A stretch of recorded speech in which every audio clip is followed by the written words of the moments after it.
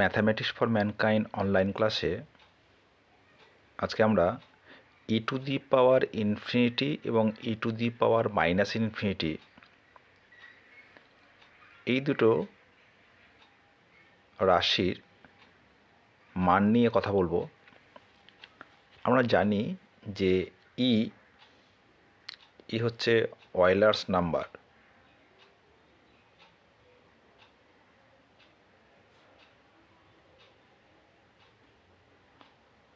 এই ইকে আমরা দেখতে পাই যে লগ ন্যাচারাল লগারিদম, তার যে বেস, সেই বেসে কিন্তু আমরা ইকে দেখতে পাই।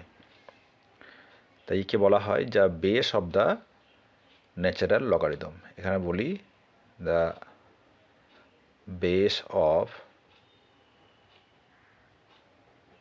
ন্যাচারাল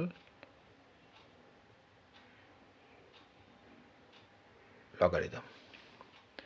আমরা জানি যে ই হচ্ছে একটা ম্যাথামেটিক্যাল কনস্ট্যান্ট এবং যার মান হচ্ছে একটা অমূলদ সংখ্যা বা ইরেশনাল নাম্বার, যাকে আমরা সারা জীবন লিখেও শেষ করতে পারবো না।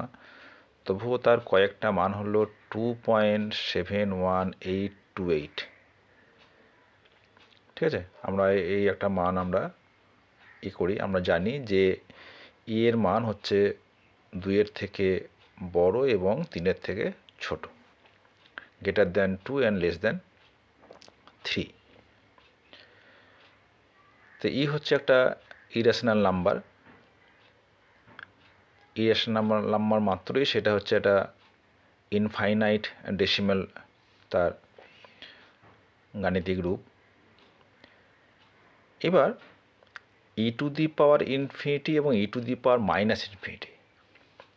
এখন দেখো, আমরা যদি ই টু দি পাওয়ার এক্সের ছবিটা আঁকি, তাহলে কিন্তু এটা আমরা সহজেই বলে ফেলতে পারবো।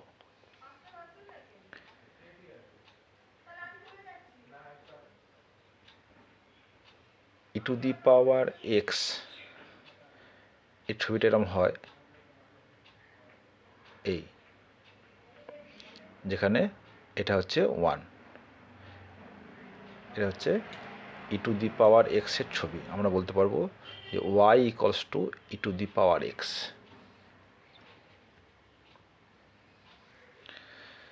তাহলে এখানে এই যে এক্সের যে নেগেটিভ পোর্শন, সেখানে এটা কী হবে, আস্তে আস্তে মিশে যাবে। এ বলা হয় অ্যাসিমটোট। ঠিক আছে, তাহলে লক্ষ্য করে দেখো, এক্স যখন টেন্স টু ইনফিনিটি, তো এটা কোথায় চলে যাচ্ছে, ইনফিনিটি চলে যাচ্ছে, তাই না? তাহলে বলতে পারবো যে e to the power infinity equals to infinity. আর এক্স যখন মাইনাস ইনফিনিটি, তখন দেখো এটা কি আছে, টেন্স টু 0 দিয়ে চলে আসছে, তাহলে দিস ইকুয়ালস টু 0।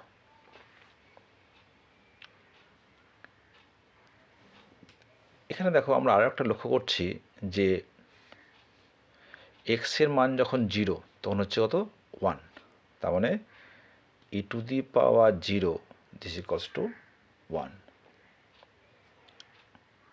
এবং এর মান যখন 1 হবে, মানে এক্স ইকুয়ালস টু 1, তখন তার মানটা কী হবে, দিস ইকুয়ালস টু ই।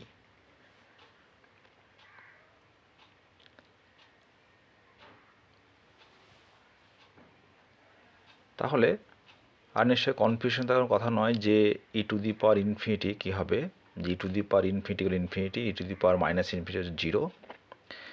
এ প্রসঙ্গে আর একটা কথা বলে রাখি যে আমাদের এই নাম্বার লাইন, এর মাঝখানে 0 রয়েছে, 1, -1। এই 1 এবং -1-এর বাইরে এখানকার যে কোনো সংখ্যা, যদি আমি বলি এক্স, তার power x to the power n, this is tends to infinity when n tends to infinity. ঠিক আছে, এবং এই -1 থেকে 1 এখানকার যে কোনো সংখ্যা x⁴n এখানে কি হবে, this is tends to 0 when n tends to infinity. Opposite character. ঠিক আছে, 1-এর থেকে বড় এবং -1-এর থেকে ছোট যে কোনো সংখ্যার পাওয়ার যদি টেন্স টু ইনফিনিটি করি তাহলে সেই সংখ্যাটা কিন্তু ইনফিনিটি চলে যাবে। আর 1 এবং -1-এর মধ্যে কোনো সংখ্যার পাওয়ার যদি টেন্স টু ইনফিনিটি করি তাহলে সেটা কিন্তু চলে যাবে টেন্স টু 0। তাহলে সেদিক থেকে বলতে গেলে আমরা বলতে পারি যে এর মান কোথায় আছে না 1-এর থেকে বড়, তাই তো? এটা যদি 2 হয় তাহলে এর মান এখানে রয়েছে 1-এর থেকে বড়, তাহলে 1-এর থেকে বড় গ্রেটার দেন 1 তার পাওয়ার টেন্স টু ইনফিনিটি, তাই না? পাওয়ারটা ইনফিনিটি করেছি, তার ভ্যালুটাও ইনফিনিটি হবে। ঠিক আছে, আবার দেখো এই যে e⁻⁻∞ মানে কি, e⁻⁻1 whole to the power infinity, তাহলে 1/e whole to the power infinity. 1/e মানে কি হয়ে গেল, সে 1-এর থেকে কম হয়ে গেল, তার পাওয়ার করলে কত হবে, 0 হবে। ঠিক আছে, কেন 1/e মানে কত, 1/2, 2 পয়েন্ট সামথিং।